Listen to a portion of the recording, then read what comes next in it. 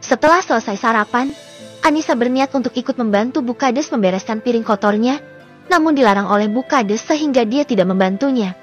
Mereka semua akhirnya keluar dari rumah Pak Kades. Randy mengambil satu koper dan beberapa kardus yang berisi makanan ringan yang dibawanya untuk warga setempat dan meletakkannya di teras rumah Pak Kades. Pak Kades, mohon maaf, saya ingin meminta bantuan Bapak dan Ibu untuk membagikan makanan ini pada warga di sini. Ini memang tidak banyak, tapi saya harap semoga semua bisa terbagi dengan rata, ujar Anissa. Wah, saya sangat terhormat sekali kalau Nak Nisa meminta saya yang membagikannya. Saya juga mengucapkan banyak terima kasih karena Nak Nisa masih mengingat warga di sini walaupun Nak Nisa sudah menjadi orang kota, ucap Pak Kades. Sama-sama Pak Kades. Saya hanya ingin berbagi rezeki saja sekaligus mengenang almarhum papa saya di sini. Saya juga mengucapkan terima kasih banyak pada Pak Kades dan keluarga karena sudah memberikan tempat menginap untuk kami semua. Kami juga minta maaf jika kehadiran kami merepotkan Pak Kades dan keluarga, ucap Anissa. Kami tidak merasa direpotkan sama sekali. Justru kami senang dengan kedatangan kalian. Nanti malam jika kalian belum pulang ke kota, kalian bisa menginap lagi di sini, ujar Pak Kades. Terima kasih atas penawarannya, Pak. Kalau begitu kami pamit karena ingin langsung ke rumah, ujar Anissa. Silakan. Kalau kalian butuh apa-apa, kalian bisa minta bantuan pada istri atau anak saya. Karena hari ini saya harus berangkat ke kantor balai desa, ujar Pak Kades. Baik Pak. Sekali lagi terima kasih banyak dan mohon maaf sudah merepotkan. Kami permisi dulu, pamit Anissa. Setelah berpamitan, Anissa beserta rombongan masuk ke dalam mobil meninggalkan halaman rumah Pak Kades. Anissa yang sudah tidak bisa menahan kesalnya, meluapkan semua kekesalannya pada sang suami. Aku gak suka lama-lama di rumah Pak Kades. Semoga saja kita bisa secepatnya membersihkan rumah itu biar kita gak balik ke sana lagi. Kalau bisa kita pulang hari ini juga kalau apa yang kita cari sudah ketemu, gerutu Anissa. Kenapa kamu jadi emosi seperti ini? Tanya Raihan. Karena aku gak suka cara Indah menatapmu. Dia itu sepertinya naksir sama kamu. Tanganku gatel banget pengen cakar matanya biar gak genit liatin kamu terus, ujar Anissa. Ceritanya istriku sedang cemburu nih, goda Raihan. Aku gak cemburu. Aku cuma gak suka saja, elak Nisa. Yakin? Kalau dia deketin aku lagi gimana? Tanya Raihan. Gak akan bisa. Karena aku gak akan membiarkan dia mendekatimu. Dan kamu, jangan coba-coba untuk tebar pesona pada dia ataupun gadis lainnya ya, ujar Anissa. Ternyata istriku bisa galak juga ya, ledek Raihan. Biarin, Mas Ray itu cuma punyaku, gak ada yang boleh menyentuhmu selain aku, uhar Anissa ketus. Iya, aku hanya milikmu, dan kamu juga hanya milikku. Gemes banget sih mukanya kalau lagi cemburu gini, ucap Raihan sembari mencubit kedua pipi Anissa dengan gemasnya. Oh, sakit pipiku mas, ucap Anissa cemberut. Maaf nyonya. Tuan, kita sudah sampai, ujar Randy. Obrolan mereka yang membuat mereka tidak memperhatikan jalan hingga mereka tersadar setelah Rensi memberitahu bahwa mereka sudah sampai. Raihan dan Anissa turun dari mobil diikuti oleh semua anak buahnya. Keadaan rumah yang sangat kotor dan tidak terawat terpampang jelas di depan mereka. Pagar yang terbuat dari bambu itu terlihat sudah rapuh dan banyak tanaman lumutnya. Rumah sederhana yang terbuat dari tembok semen itu pun terlihat sangat usang. Dari sela-sela pagar bambu, terlihat rumput di halaman rumah yang sudah memanjang. Rumah itu benar-benar tidak terawat dan tidak berpenghuni. Kamu benar mas, rumah ini gak ada yang menempati. Bahkan dilihat dari luar saja sudah kelihatan kalau udah kosong selama bertahun-tahun.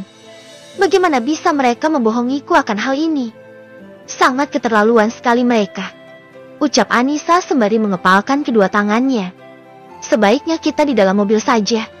Biar Randy dan yang lainnya yang membersihkan rumah ini. Kita bisa masuk setelah rumah ini bersih, ujar Raihan.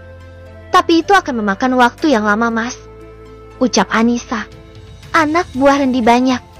Jadi, kamu jangan khawatir. Setidaknya kita bisa masuk ke dalam rumah ini tanpa takut terkena ulat atau hewan berbahaya lainnya. Kamu lihat sendiri kan di depan rumahmu saja rumputnya panjang-panjang begitu. Pasti banyak ulatnya. Raihan. Ya sudahlah, gimana baiknya saja. Dan usahakan sore ini kita balik ke kota. Ujar Anissa. Bersihkan rumah ini. Jangan sampai ada binatang berbahaya di sana. Ujar Raihan pada asistennya. Baik tuan. Ucap Rendi.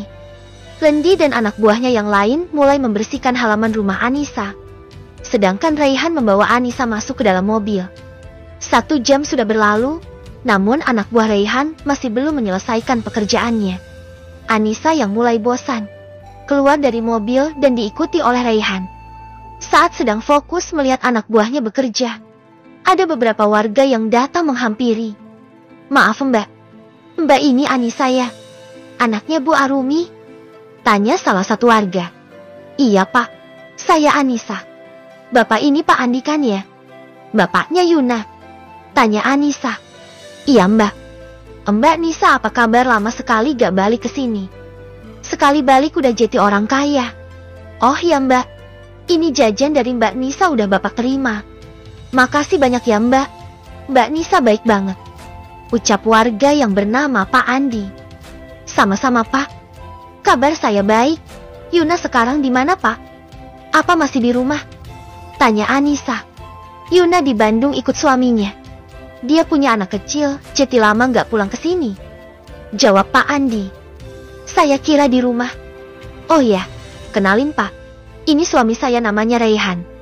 Ujar Anissa yang memperkenalkan suaminya pada mereka. Cakep bener suamimu. Kamu pintar sekali cari suami. Pasti dia orang kaya ya. Mobilnya saja mewah begini. Ujar bapak yang lain. Biasa saja pak. Namanya juga jodoh. Ujar Anissa. Ya sudah kalau gitu kami permisi dulu ya mbak. Mas, mau nganterin jajan ini ke rumah. Ujar Pak Andi. Akhirnya mereka pergi ke rumah masing-masing. Tak lama kemudian, ada beberapa orang yang juga menyapanya dan ada pula yang menawarkan diri untuk ikut membersihkan rumah Anissa. Sedangkan para ibu-ibu yang datang hanya menonton jadi pusat perhatian. Mereka para gadis merasa iri dengan kehidupan Anissa yang kaya dan mempunyai suami yang tampan. Kedatangan Anissa yang membawa rombongan lelaki tampan juga membuat para gadis desa itu terpana akan ketampanan mereka. Karena selain Raihan yang terlihat tampan dan menawan, tetapi Rendi yang tidak kalah tampannya juga menyita perhatian para gadis itu. Mereka yang membawa ponsel tidak segan-segan untuk memotret para lelaki itu dari kejauhan. Bisik-bisik dari warga pun samar-samar terdengar di telinga Anissa. Ada yang memuji dan ada pula yang menuduhnya yang tidak-tidak. Tapi, dari kalangan ibu-ibu lebih banyak memuji dan mengharapkan Raihan dan Rendi menjadi menantu mereka saja. Bukan hanya itu, gadis-gadis yang ada di sana pun begitu memuji dan mengharapkan lelaki yang bersama Anissa itu untuk menjadi pendampingnya. Mas Ray masuk ke mobil saja. Aku risih melihat mereka yang tergila-gila sama Mas. Ujar Anissa ketus. Bukannya Anissa sombong dengan tidak menyapa para warga yang ada di sana. Namun begitu banyaknya warga yang berkerumun membuat dia enggan untuk menyapanya. Karena jika dia menyapanya satu persatu, pasti akan memakan waktu yang sangat lama. Mengingat kedatangannya ke desa hanya untuk mencari sesuatu yang dia inginkan, bukan untuk melakukan kampanye. Belum juga Raihan menjawab, 2 orang gadis memanggil mereka dari kejauhan. Anissa dan Raihan menoleh ke sumber suara dan melihat Jenny dan Indah datang membawa keras dan kardus berukuran sedang. Tuan, Mbak Nisa, ini kami bawakan makanan dan juga air minum untuk kalian. Bapak bilang kalian lagi bersihin rumah ini, jadi beliau meminta kami untuk mengantarkan ini pada kalian. Ujar Jenny. Kenapa malah kalian repot-repot bawa makanan untuk kami? Kami jadi gak enak sama kalian. Ujar Anissa. Tak apa mbak, sesekali mumpung kalian datang ke sini. Ujar Jenis. Makasih banyak Mbak Jenny. Maaf udah merepotkan Mbak Jenny dan keluarga. Ucap Anissa. Sama-sama mbak. Oh ya, apa boleh kami melihat mereka yang sedang membersihkan rumah itu? Kalau bisa kami juga ingin membantu. Ujar Jenny. Kalau malu lihat boleh saja. Tapi kalau untuk membantunya, lebih baik jangan. Ucap Anissa. Anissa melirik ke arah Indah yang masih saja mencuri pandang pada suaminya. Rasa kesal dan risihnya semakin meningkat karena hal itu. Mas, masuk ke mobil saja. Biar aku yang di luar. Titah Anissa pada sang suami. Raihan yang sedang fokus mengamati anak buahnya mengalihkan pandangannya pada sang istri. Terlihat raut wajah Anissa yang berubah membuat Raihan tidak berani membantah. Dia menuruti perintah sang istri untuk masuk ke dalam mobil. Pelit banget nih. Gimana aku bisa memandangi dia kalau dia saja di dalam mobil? Percuma kan aku ikut ke sini. Turutku indah. Melihat raut mukanya Indah, Anissa tersenyum puas. Dia tahu, Indah pasti ingin menikmati ketampanan Raihan dari dekat.